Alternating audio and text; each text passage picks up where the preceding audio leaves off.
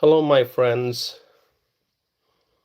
I hope you all have a good morning. This is Tausif starting a live stream at 12:51 a.m. This is January the 19th. It's a new day, and here we are, ready to talk about the 2028 presidential election. My friends, the 2028 presidential election is coming up soon. Yeah, it's actually soon. 2 years, not 2 years, 3 years. 3 years are gonna go by, less than 3 years will go by really fast. Sometimes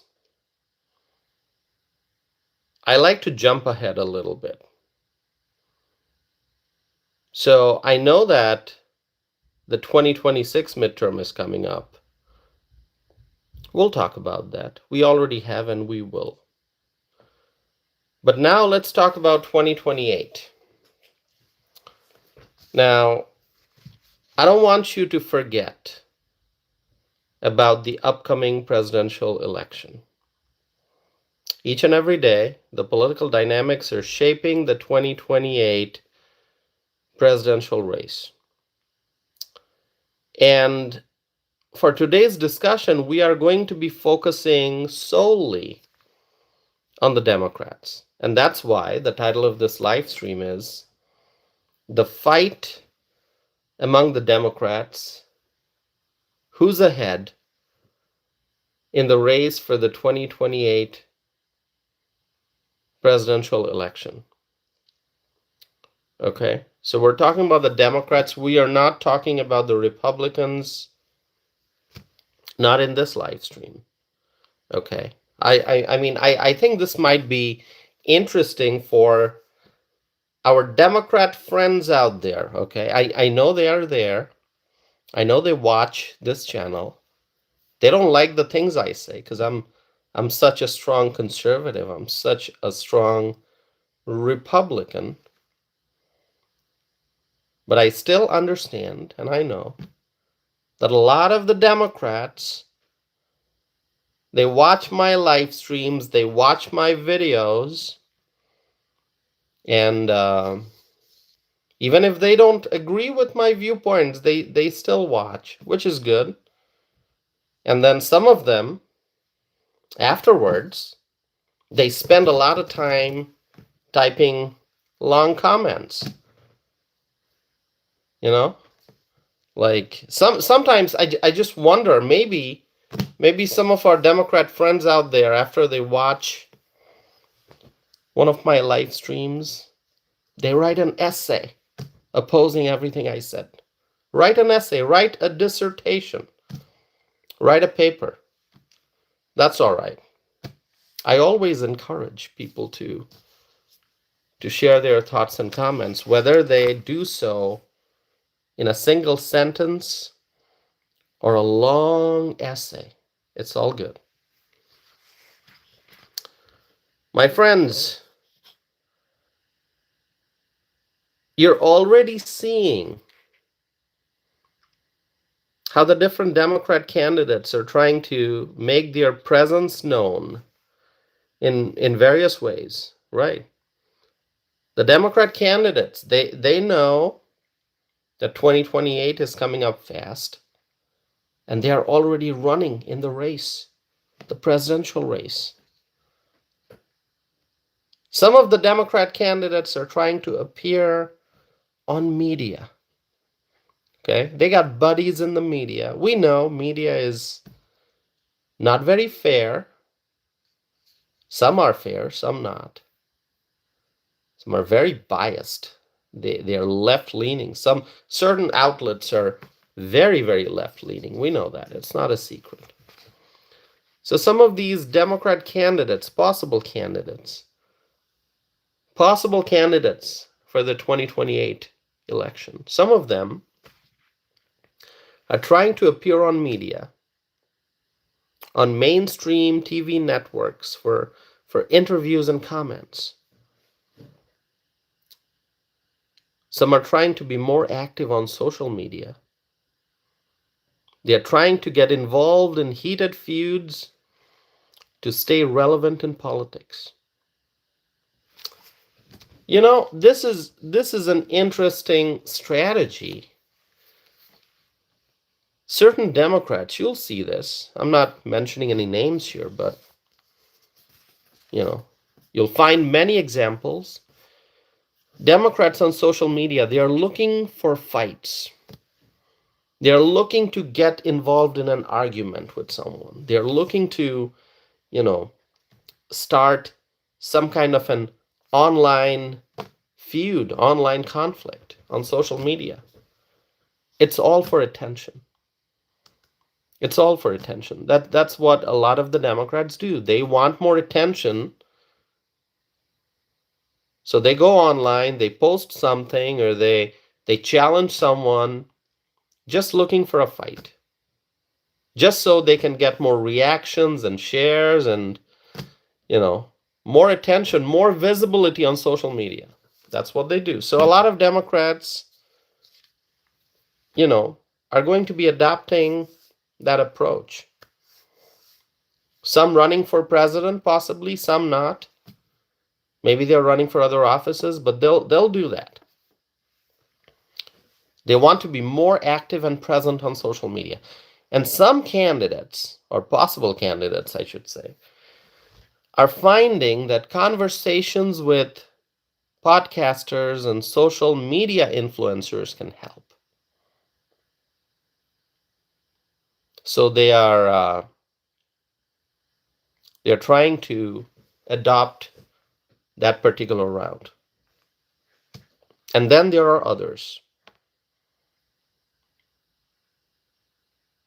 who are focusing on in-person events.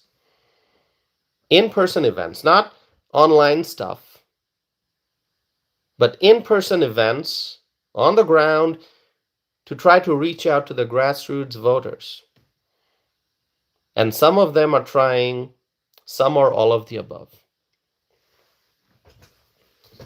Now, let's talk about some of the candidates one by one. Who should we start with? Who should we start with? By the way, there's a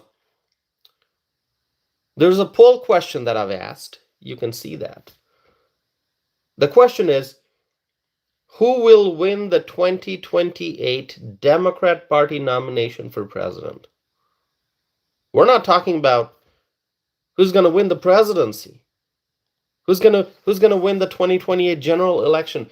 We are not that far out yet. Okay, we're not going to go there, because then it involves a conversation about both the Democrats and the Republicans, both sides. So we're not going to go into that discussion yet. There's time for that. What I'm focused on right now is the Democrat side. And that's why I'm asking the question, who will win the 2028 Democrat Party nomination for president? And you know what?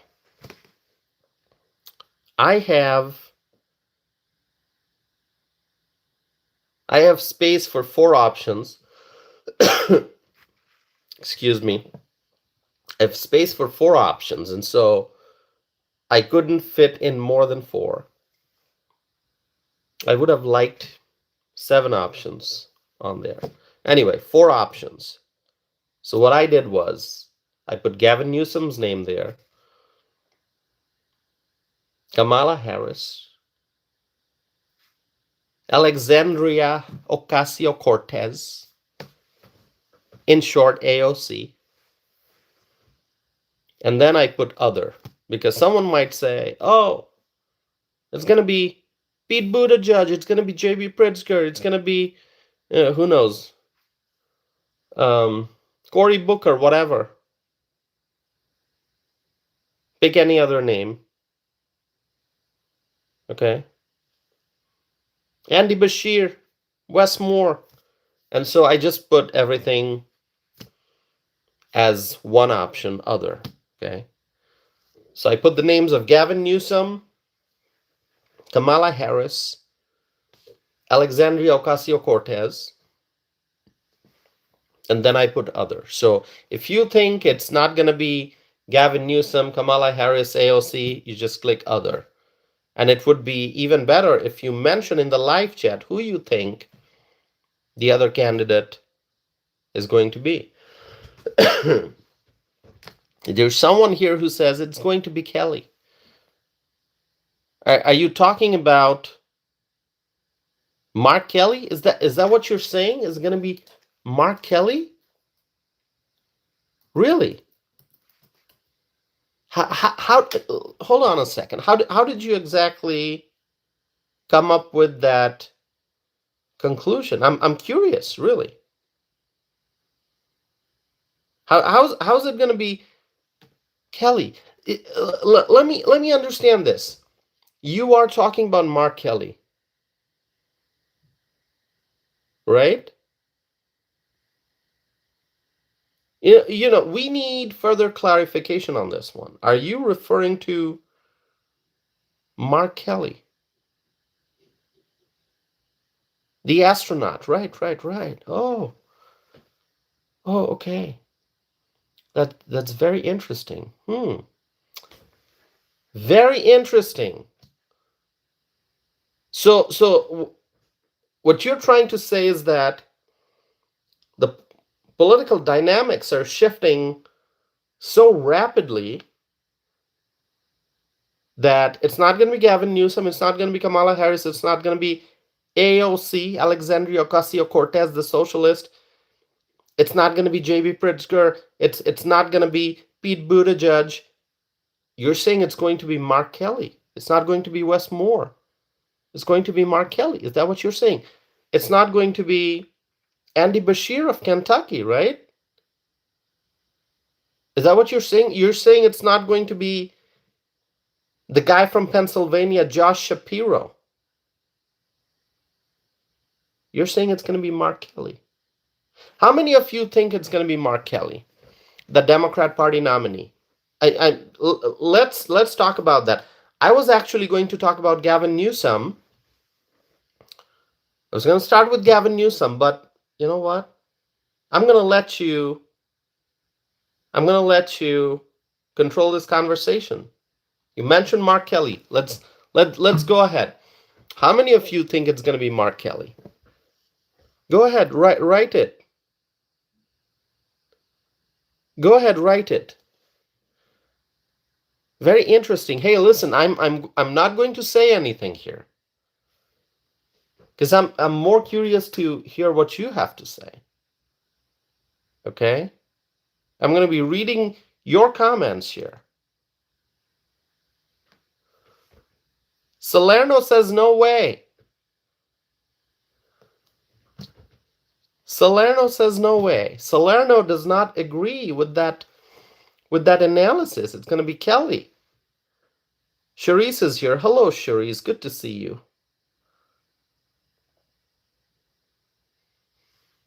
Go ahead. Go ahead. All those folks who said, "Oh, Kelly, Mark Kelly." Go ahead. Share your reasoning for that pick. Go ahead. Hey, I'm just gonna sit here and I'm gonna read your comments. If you think it's gonna be Mark Kelly, you know, if you look at the Real Clear polling, did you ever hear about Real Clear polling? If you look at Real Clear polling, you look at the average. Mark Kelly right now, Mark Kelly is at 3%. That's right, 3%. Mark Kelly's at 3% support. And you're saying it's going to be Mark Kelly. Now, I understand. You're going to challenge me. You're going to say, Tausif, polling can change. Numbers can change. Support can shift. We got a lot of time between now and November 2028. It's going to change. Kelly may be behind now, but Kelly's going to jump ahead. If you want to make that argument, go right ahead. Go right ahead. You think it's Mark Kelly? Not Cory Booker, right? Not Cory Booker? Not Tim Walz?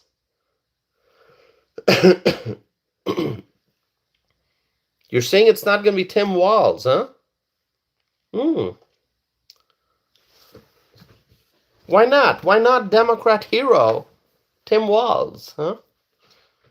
Cory Booker, remember he did that 24-hour long, 25-hour long speech? Cory Booker, huh? No? Andy Bashir? Okay, listen. I am going to continue with the conversation. To all the Mark Kelly supporters out there, go ahead. Write your reasoning. Okay? Let's talk about Gavin Newsom. Who wants to talk about Newsom first? Who wants to talk about Gavin Newsom?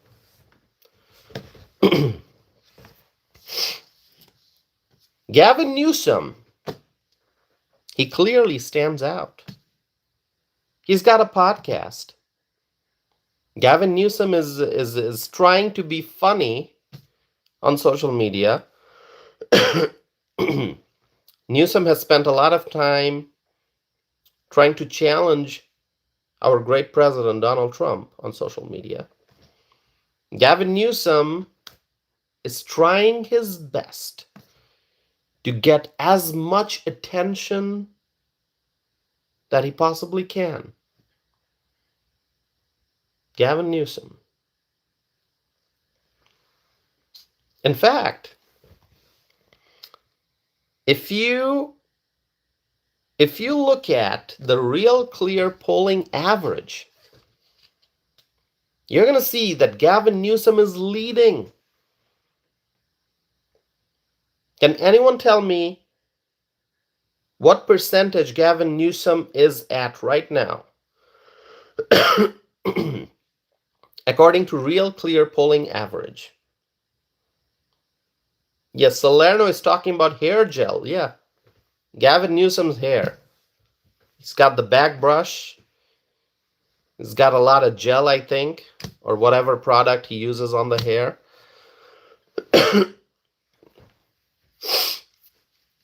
Gavin Newsom is currently at 23.6%, according to the Real Clear polling average. But you know what? As I said before, it's too early. It's too early. We don't know for sure if Newsom can maintain this momentum that he seems to have as we get closer to 2028. We don't know that, right? Newsom, he's taking a proactive approach through his podcast. He's got a podcast, right? You heard about that? He's got a podcast. Now, some of you might be asking me, Tausif, have you listened to his podcast? No, I have not. I've seen clips of his podcast, but I have not listened to a single episode from start to finish. But I know he's got many episodes out there. He has had many guests on his show, on his podcast. So he's definitely investing a lot of time and energy in that project. I really don't have time to listen to Gavin Newsom's podcast? Do you think that I have room in my schedule to listen to Gavin Newsom's podcast? Given all the things I do every day in my life, you think I can schedule like a half hour out of my busy schedule? Even in a given week, I don't have a single hour to spend listening to Gavin Newsom's podcast. There are far better things to do in life. Read a book. I got so many books here. If I can find an hour of free time, I'm going to read a book. However many pages I can read. I will listen to something productive, something interesting. I'm going to watch a documentary. I'm not going to be listening to Gavin Newsom's podcast. Out of all the podcasts out there in the world, why should I listen to Gavin Newsom's podcast? He's a failed governor. There's nothing to learn from Gavin Newsom. You want to talk about leadership? You want to talk about governance? Public service? There's not a lot. There's nothing to learn from Gavin Newsom. So, I don't listen to his podcast. But I was, just a short while ago, before starting this live stream, I was looking at the list of guests, just quickly scanning, like scrolling on my computer screen, looking at all the different episodes, all the different guests that Newsom invited on a show. I was going through the guest list. And what's interesting is that you'll see some very prominent names from the right side of the aisle. From the Republican side. I'm going to give you two examples.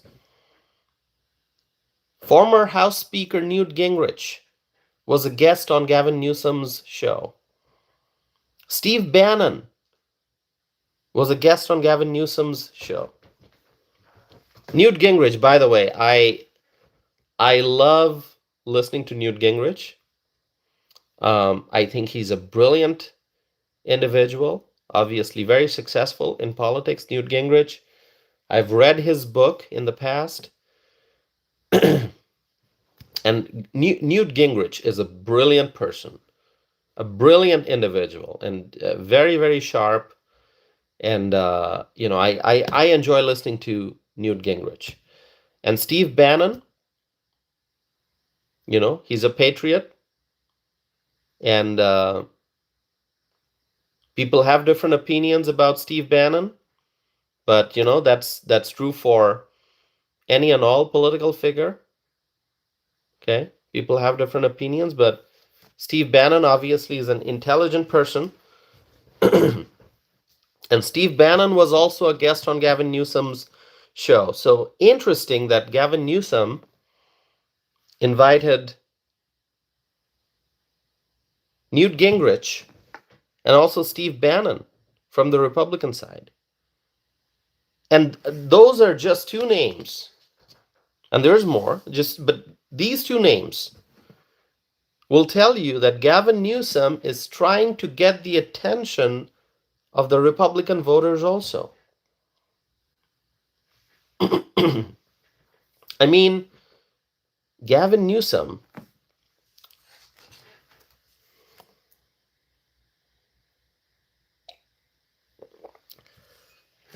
he's looking ahead into the future. He's not only trying to win the Democrat nomination for president, but he's already thinking beyond that. He's thinking about the 2028 general election, the presidential election, not just winning the nomination from the Democrat Party, but he's thinking about winning the general election, and that's why he's using his podcast. He's using his influence to reach across the aisle and to get attention from the Republican voters. That's Gavin Newsom's strategy. If you pay attention, you'll see that what I'm saying is true.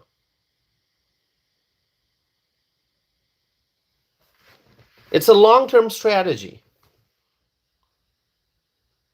Gavin Newsom, he's got his podcast now.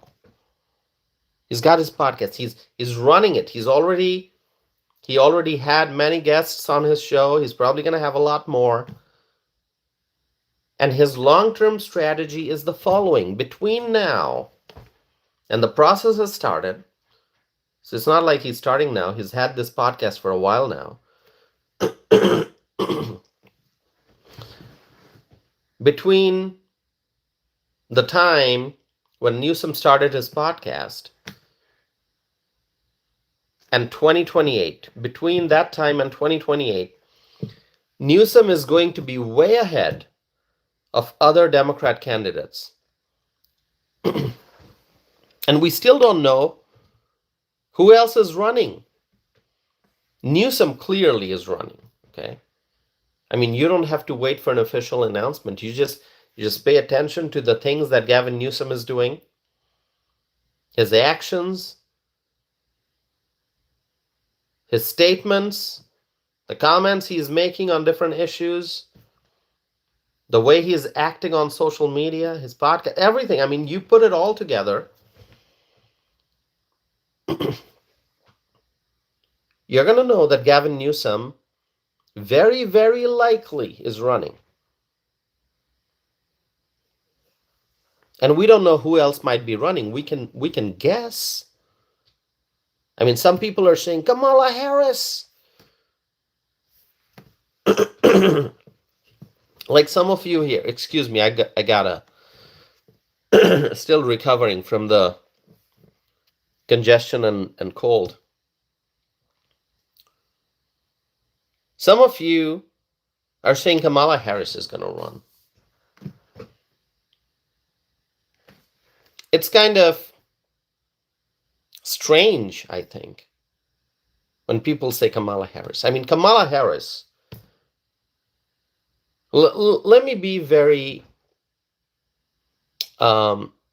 straightforward with you. I'm just gonna use very simple language. Very simple language I'm going to use to talk about Kamala Harris. Kamala Harris, she faced a miserable election loss. Okay? I'm not going to give you an entire paragraph or 5 paragraphs on the 2024 election. All I can say is Kamala Harris, one of the worst possible candidates, presidential candidates that the Democrats could come up with in the history of the Democrat Party. In the history of the Democrat Party, Kamala Harris is one of the worst presidential candidates from the Democrat Party. Okay? The Democrats have had some really poor, really bad candidates, people with poor ideas, people who turned out to be big failures. I mean, you know, we can talk about Democrat candidates from the past.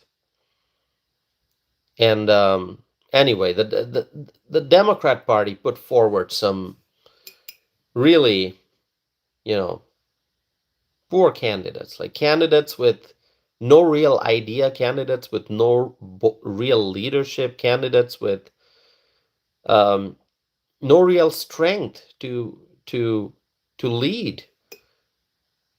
But even in that list of candidates, Kamala Harris is probably one of the worst candidates that the Democrats came up with. And that's why, in spite of having a lot of support from the Democrat Party machine, in spite of having support from many mainstream media outlets, Kamala Harris still ended up facing such a big defeat in the 2024 election. I mean, she lost in a pretty miserable way. Lost the popular vote, lost the electoral college vote. I mean, Kamala Harris. People clearly, the American people, I mean, this is what happened. The American people, they rose up and they said, we reject Kamala Harris. And she lost. That's what it was.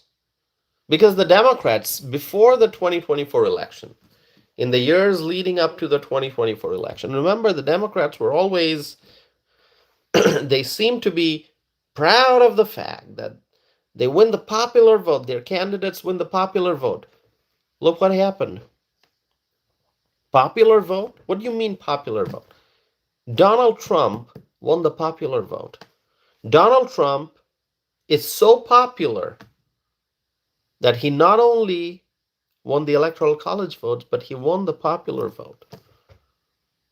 Record breaking. I mean, truly, big victory for Donald Trump. Miserable defeat for Kamala Harris. And now, it is so shocking that some people think that she's going to be able to make a comeback and run again for 2028. I mean, what world are you living in? What world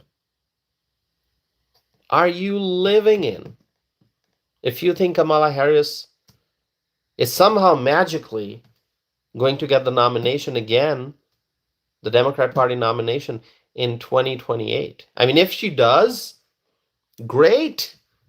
That's great because it means a guaranteed Republican victory again in 2028. That's right. I mean, listen, I'm not gonna have any objection if you guys, the Democrats, if you give Kamala Harris the nomination again, like you did last time. I mean, remember, Kamala Harris did not earn the nomination. She did not get voted to become the nominee. The Democrat Party, the machine, the Democrat Party elites chose her as the nominee. The Democrat voters didn't have a say, and we talked about this in the past. So, you want to repeat that for 2028? You want to do it again? The Democrat Party, you want to just say, you know what? Kamala Harris tried in 2024. We gave her full support. The party machine supported her. But she lost miserably. Now we're going to give her a second chance. You want to do that, Democrats? Go ahead, do it. It's just going to mean a guaranteed Republican victory in 2028, which is going to be pretty awesome. Okay? So do it if you want to. I mean, let's see here. I asked this question in the live chat. Who will win the 2028 Democrat Party nomination for president? And 8% of the people said Kamala Harris. I mean, it's still, single digit, small number. But there are folks who are saying Kamala Harris. Go ahead. Go right ahead. Go right ahead. It'll be so interesting. I mean, 41% are saying Gavin Newsom, so there's support for Newsom. 10% saying AOC, Alexandria Ocasio-Cortez, 10%. 40% saying other. 40% are saying, no, we don't want Newsom. We don't want Kamala Harris. We don't want AOC. It's going to have to be somebody else. Who's it going to be? I don't know. Maybe Cory Booker. Maybe the folks who voted for other, they were saying, oh, it's got to be Cory Booker. Of course, some are saying Mark Kelly. Mark Kelly.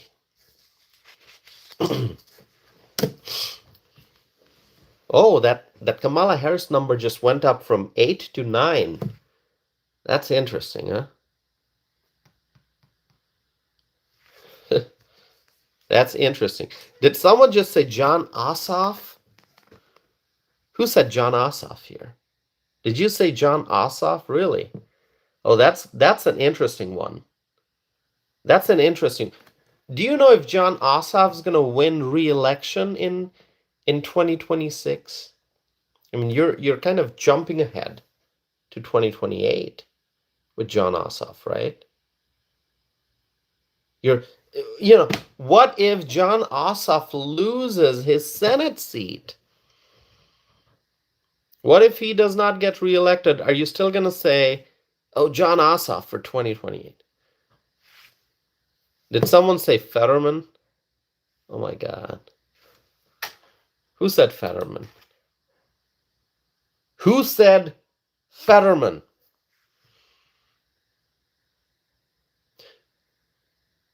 By the way, we're talking about the Democrats. We're not talking about the Republicans here, okay? I mean, I'm a proud Republican. You can tell. Make America Great Again. We're talking about the Democrats here. That's the focus of our conversation. Did someone say Josh Shapiro? Do you know what percentage of support Josh Shapiro has according to the Real Clear polling? The Real Clear polling average, RCP average, shows that Josh Shapiro is at 4.6%. And you think it's going to be Shapiro? Really? I don't think so. I don't think so. Not going to be Shapiro. Not going to be Andy Bashir. Tim Walz, who probably was hopeful, who knows? Not going to be him. Who's it going to be? Cory Booker. Don't say Cory Booker. He's at 3%. Along with Mark Kelly. Booker and Kelly, both at 3%. I'm talking about the Real Clear polling average. Anyway, let's continue here. Let's continue. By the way, my friends, if you have not yet subscribed, please do so. I have more to talk about. I'm not going anywhere, but please subscribe if you have not done so yet. I would appreciate that. That's how you support this channel. That's how you become a part of this community. That's how you get notifications so you can keep coming back and participate in the live chat. So subscribe if you have not done so yet. My friends, Gavin Newsom's term in office as the governor is coming to an end. And so he's not going to be a public office holder going into 2028. All right? Which can be good, which can be bad. I don't know. However you want to analyze it. Gavin Newsom, he has a long history of being in public office. And if he decides to run for president, he can talk about his record in public office. there's not a whole lot to be proud of. I mean, he's a failed politician, but obviously he's going to try to find things that he can highlight. Oh, this is what I did as the governor. This is what I did. These are my accomplishments. I mean, he can try all that. I mean, that's what any candidate would do. So, given his long history of being in public office, there are things he can talk about if he decides to jump in and run for president. But because he wouldn't be in public office, he's also going to have a lot of time. He's going to have a lot of time to campaign. If you are a current office holder, let's say you are the governor of a state and you're running for president, so you kind of have to manage both. You kind of have to balance both your responsibility as the governor and then running for president. And it can be very difficult. Gavin Newsom, because of term limit, he's not going to be able to run again in 2026. Obviously, we know that.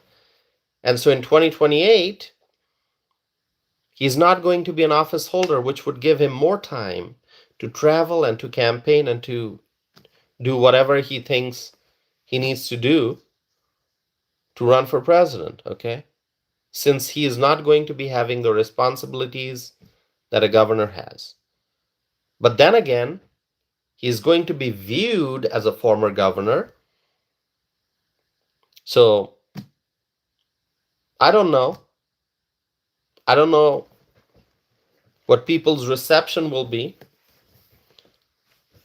Contrast that, look at J.B. Pritzker, what J.B. Pritzker is trying to do. J.B. Pritzker of Illinois, he's running for re-election as governor, something that Gavin Newsom cannot do because of term limit. So J.B. Pritzker is running for re-election as the governor of Illinois, and if he wins re-election, if J.B. Pritzker wins re-election, it's quite likely that he's going to then run for president. And the difference between him and Gavin Newsom would be, at least one difference, there are many differences, but one difference would be Newsom would run as a former governor, J.B. Pritzker, Newsom would run for president as a former governor, but J.B. Pritzker, if he wins re-election and he decides to run for president, he would be a current governor and a presidential candidate.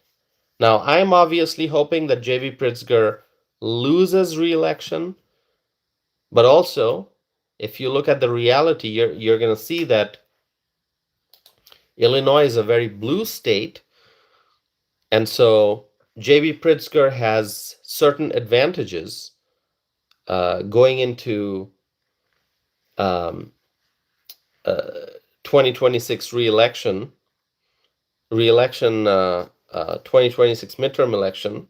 He's running for re-election. So, because he's running from a blue state, I mean, the chances favor him. Okay, I mean, it's sad. I would really love to see a Republican governor in Illinois. Okay? The last Republican governor in Illinois was Bruce Rauner.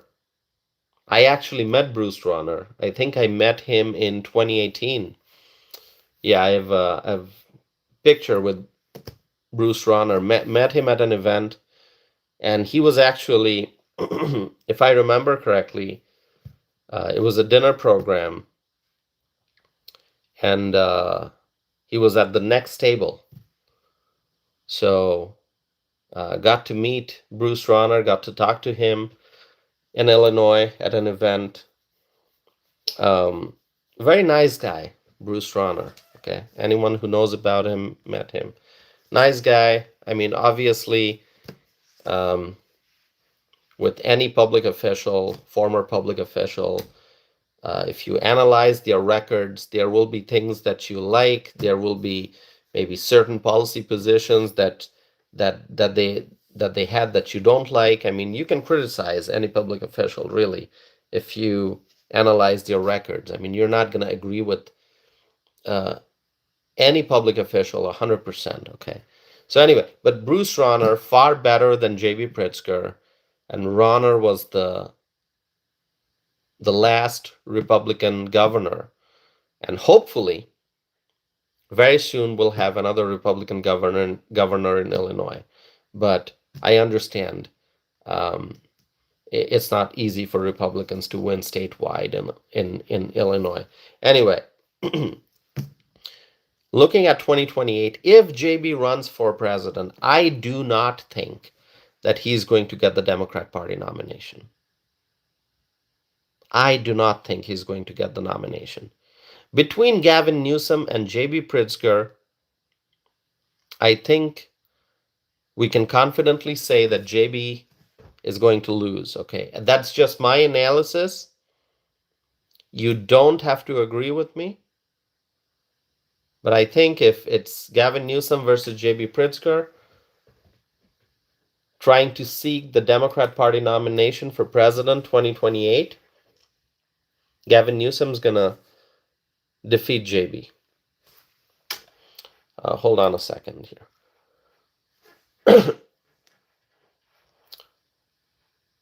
For those who have not subscribed yet, please do so. I would appreciate it very much.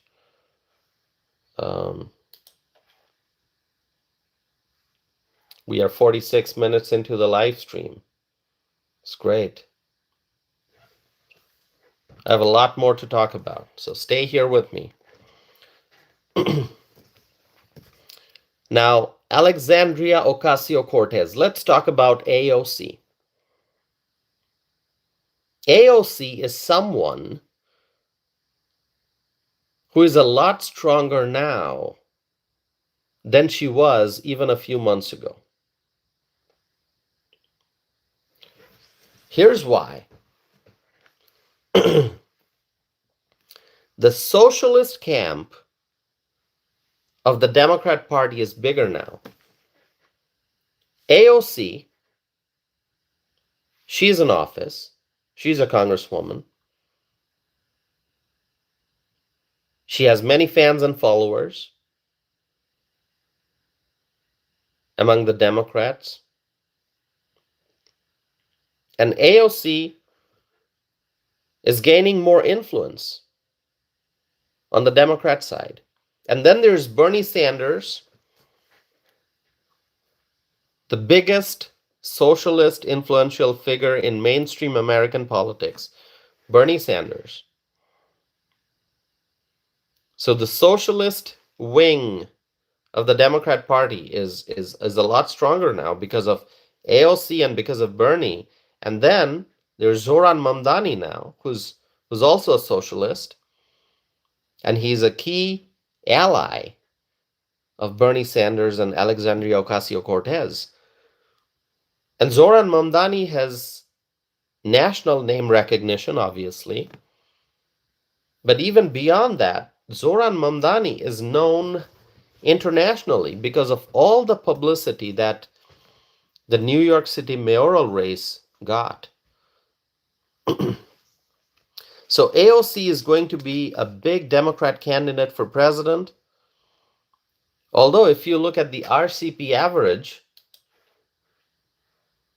AOC is at 7.7%. So she is behind Newsom.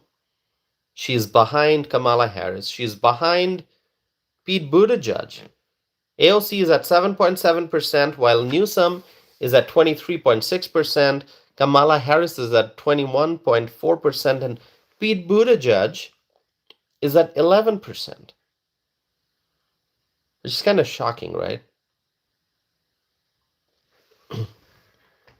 And Pritzker is at 4.8%, and there are other people even further behind, like Shapiro, Bashir, Walz, Kelly, and Booker.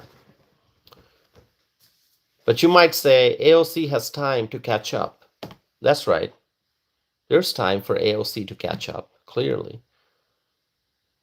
So we're going to have to wait and see what happens. Now let's talk about Pete Buttigieg.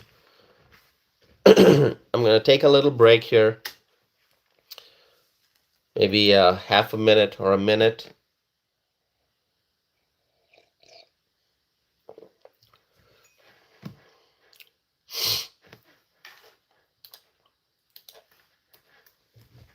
By the way, who's here for the first time? Anyone here for the very first time watching this channel?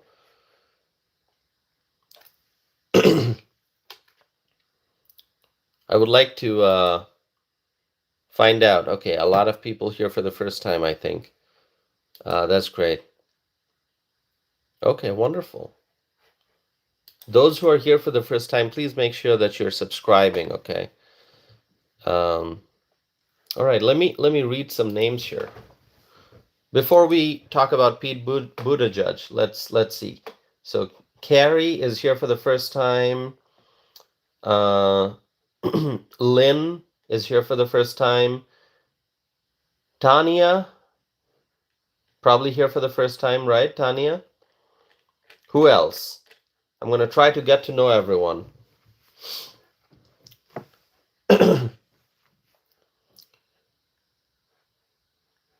Who's here for the first time? Say hello, introduce yourself.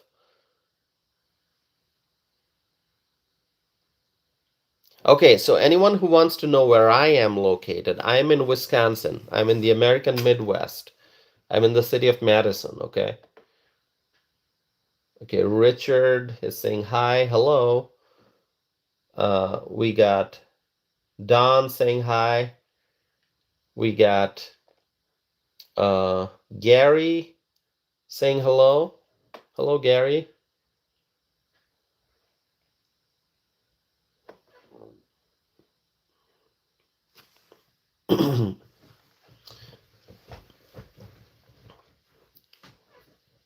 All right. I'm still recovering from a cold, congestion, cough, cold, and so excuse me for coughing, okay? You can see my Wisconsin cup here, right?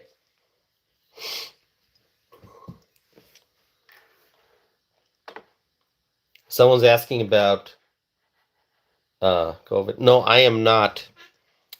I did not get the COVID vaccine. I did not get the COVID vaccine, all right?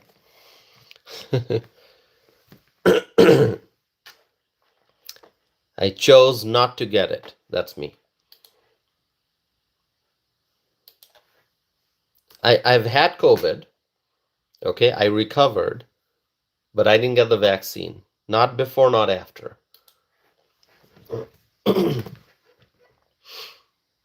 Yeah. Okay, so those who are here for the first time, please subscribe. I would appreciate that very much. So let's talk about Pete Buttigieg. And whenever I'm talking about Pete Buttigieg, I introduce him by saying that he is the worst transportation secretary in the history of the United States of America. Remember, Pete Buttigieg was the transportation secretary when Joe Biden was in power. And now that you look at Pete Buttigieg's record, you're going to come to the conclusion that he is the worst transportation secretary in the history of our country. Okay, that's all I want to say to introduce Pete Buttigieg before we start talking about him, okay? And a lot of my friends seem to agree with me. Whenever I say he's the worst transportation secretary in the history of our country, a lot of my friends say, Tausif, that's absolutely correct. What you just said, Tausif, that's correct. That is right. That is the proper introduction of Pete Buttigieg, the worst transportation secretary in the history of the United States of America. So this guy, Pete Buttigieg, he has different approach. People are thinking he's going to run for president in 2028. I think Pete Buttigieg focuses more on in-person events and rallies. I think that's my observation. I could be wrong, but I think Pete Buttigieg focuses more on in-person events and rallies. Pete Buttigieg recently visited Wisconsin, and he held an event in western Wisconsin in the La Crosse area.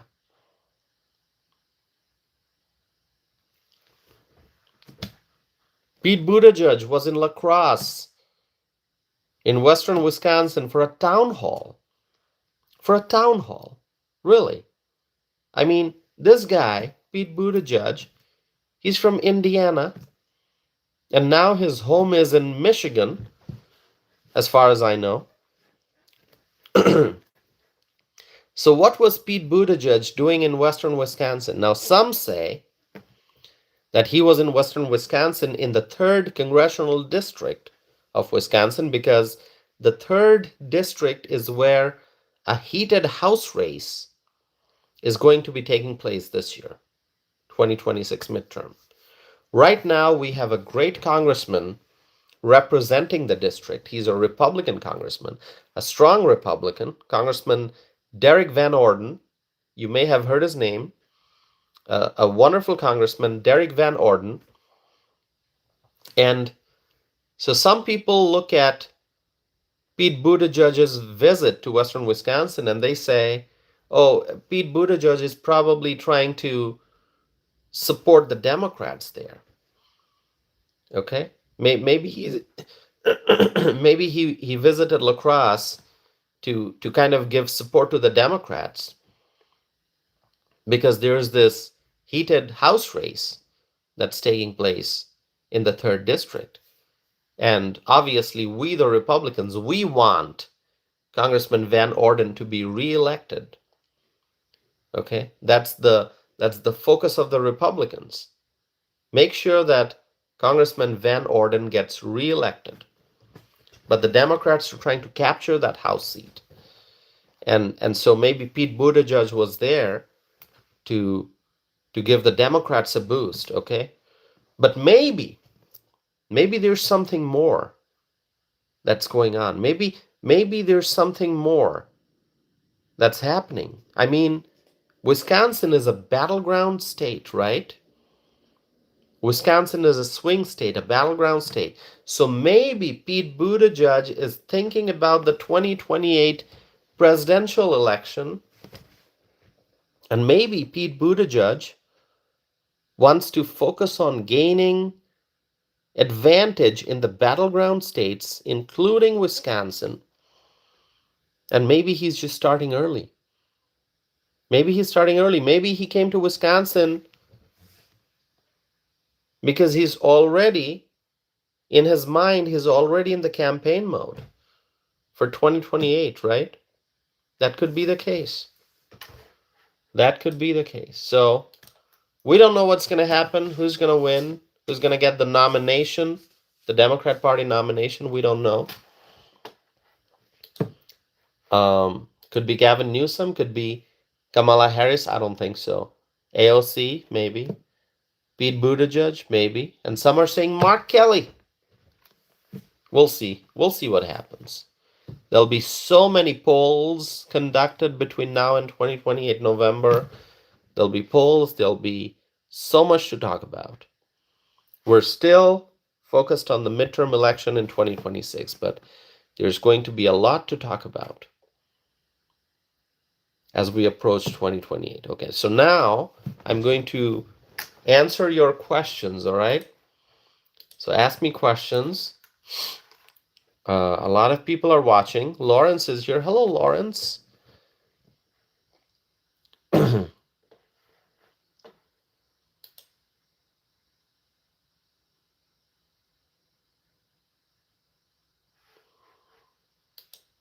Ask me your questions in the live chat.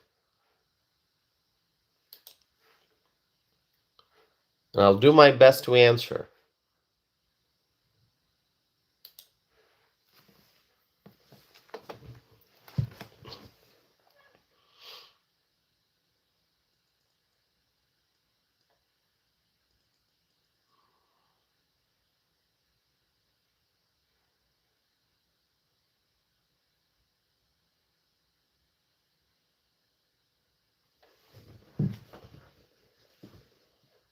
Ask me questions.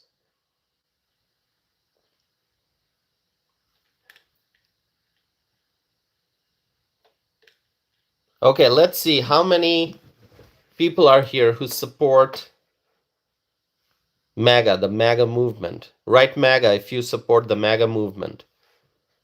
Okay? Write MAGA.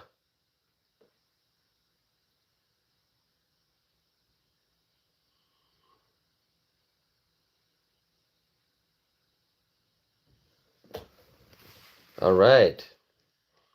I see people writing MAGA. That's wonderful. Salerno is writing MAGA. Others are too. Lawrence, MAGA.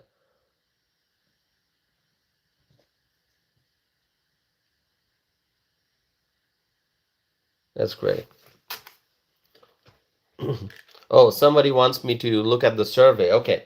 So the survey says, the question is, who will win the 2028 Democrat Party nomination for president? Gavin Newsom, 40%, Kamala Harris, 11%, AOC, 11%, and 39% are saying other, somebody else.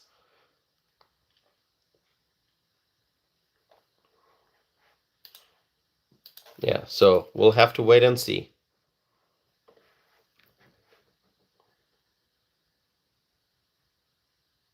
So that's me conducting a poll during the live chat.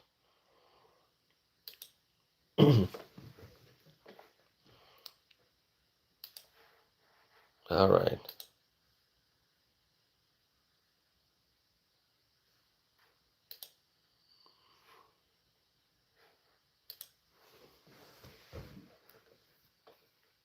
Okay, someone's asking, did you like Trump in 2016?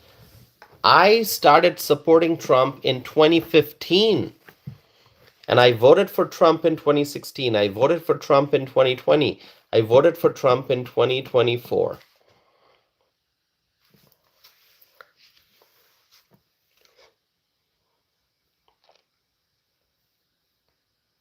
Yeah. So I have been supporting Trump since the beginning.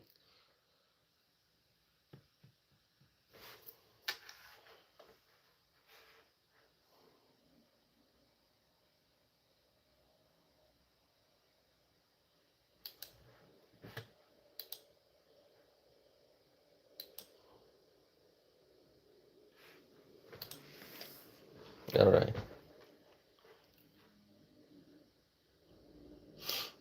Oh, we have a viewer from Australia.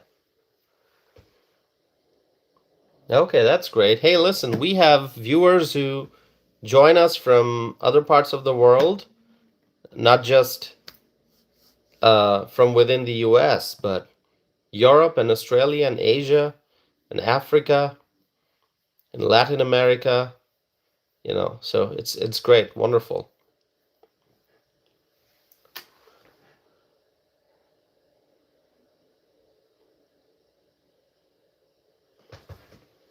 Someone's asking, do you actually have any views at all? What do you mean, like views on YouTube?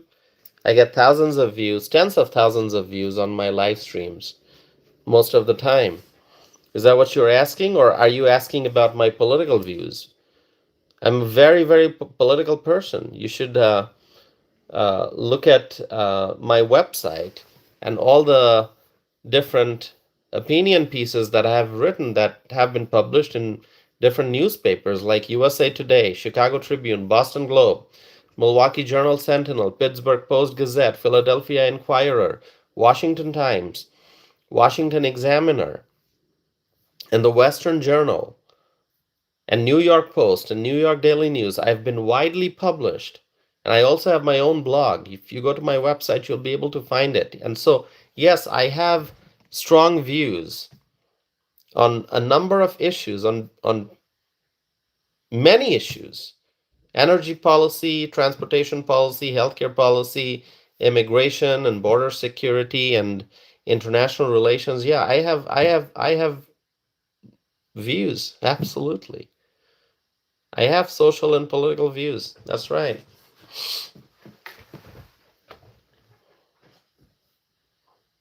Yeah. Actually,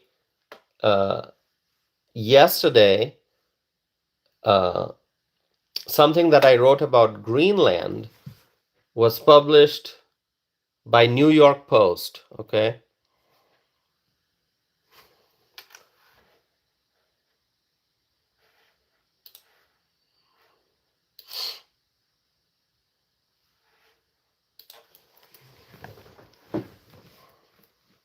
Salerno says you're great, Tasa. Thank you, Salerno. I appreciate your support very, very much.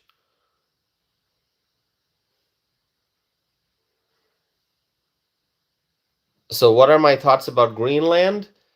My thoughts are that the United States should acquire Greenland. It's going to be a win-win-win situation. If the US acquires Greenland, it would be a win for America, it would be a win for Greenland, it would be a win for Denmark, and it would be a win for Europe also in general. So that's my view.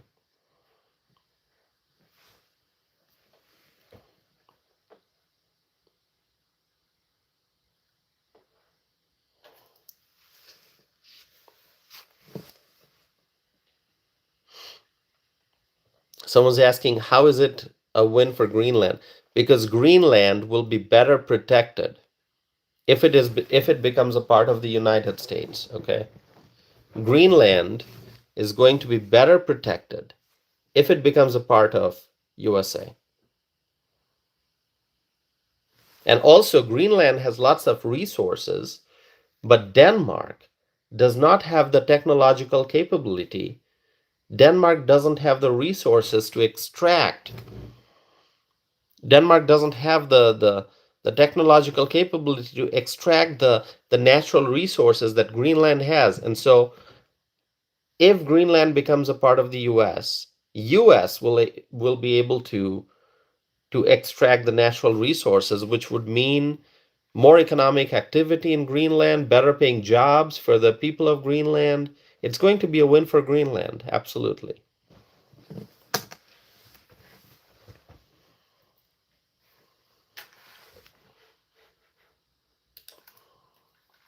Let me read to you what I wrote in my blog post, okay? Not blog post, in my opinion piece that I sent to New York Post that got published.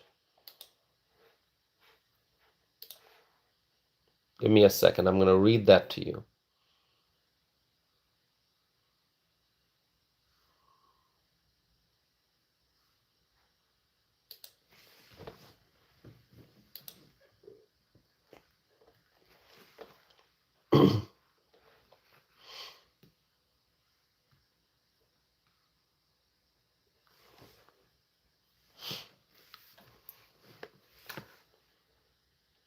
Okay. Here's what I wrote. I wrote, if Trump is successful in acquiring Greenland, I believe it would be a win for the United States, Greenland, and Denmark. Greenland is a gem, potentially rich in natural resources. America has the money and technological capabilities to mine these resources and put them to use for the benefit of humanity. US involvement would lead to growth of commerce and the creation of high-paying jobs for Greenlanders. Furthermore, possession of Greenland would give the US geopolitical and strategic advantage in the Arctic region as we try to counter the influence of Russia and China. A stronger America would benefit all our NATO allies, Denmark included. So that's what I wrote.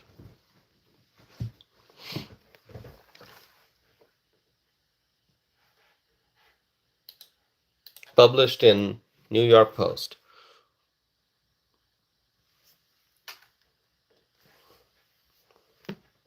So do you agree with what I wrote? I hope so.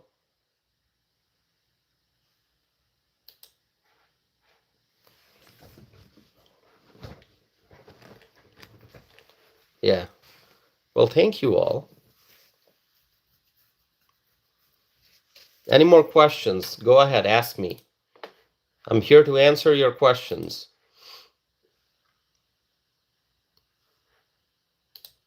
The live chat is open. Just ask me questions, all right? Yes, go ahead. Ask me. Lawrence says, love your content. Well, thank you. Thank you, Lawrence. Appreciate it very much.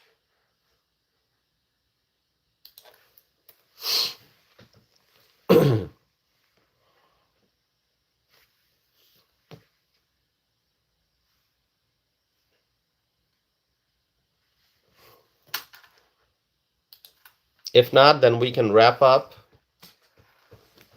but I'll be here.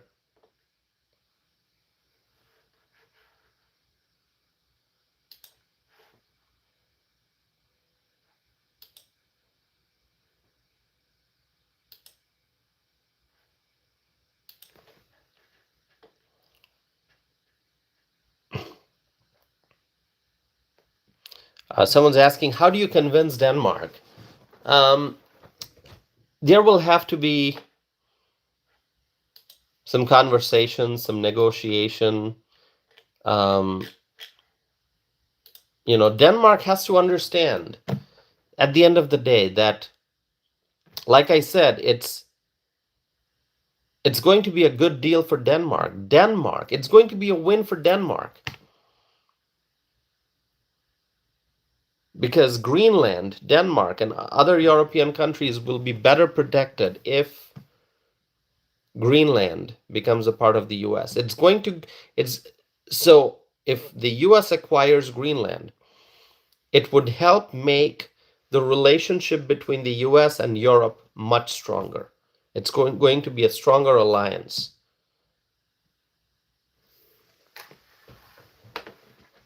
And I think eventually Denmark will listen to the voices of reason. They will understand that it's in everyone's best interest if Greenland is acquired by the US. Okay? All right, my friends, 1 hour, 12 minutes into the live stream. I'm going to wrap it up. Thank you so very much. I mean, it's past 2 a.m. here in Wisconsin, so I'm going to wrap it up.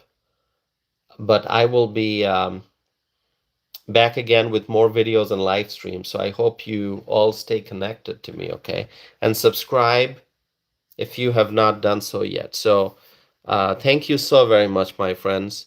I'm going to give my voice a little bit of a rest. I've been talking for a long time. So thank you all so very much. May God bless you all. May God bless President Donald J. Trump. May God bless the Trump administration. May God bless the Republicans in Washington. May God bless the United States of America. May God bless our U.S. allies. And may God bless freedom-loving people all over the world. Thank you so very much for spending time with me, for listening to what I have to say, and for sharing your thoughts and comments, for asking questions, and for your participation. So thank you once again, my friends. I'm going to be back again very soon with more videos and more live stream. Thank you.